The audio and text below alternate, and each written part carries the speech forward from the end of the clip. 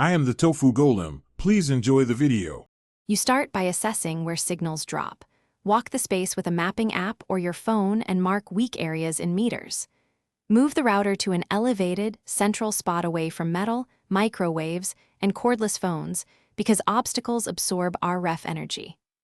Once done, update the router firmware and your phone's Wi-Fi drivers to fix stability and boost compatibility. These steps give you immediate gains and ensure the hardware and software baseline is ready for the next improvements. Now optimize frequencies and hardware to extend reach. Change the 4 GHz channel to 1, 6, or 11 to avoid interference and move devices to 5 GHz when close for speed. Because 5 GHz has less range, prioritize 4 GHz for distant coverage. Adjust antenna angles or swap the stock antenna for a high-gain model to shape the radiation pattern.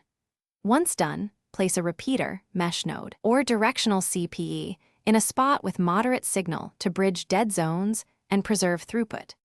Finish with fine-tuning and safeguards so the range gains hold. Reduce or raise transmit power incrementally to balance coverage and noise. Max power can cause reflections and nearby congestion.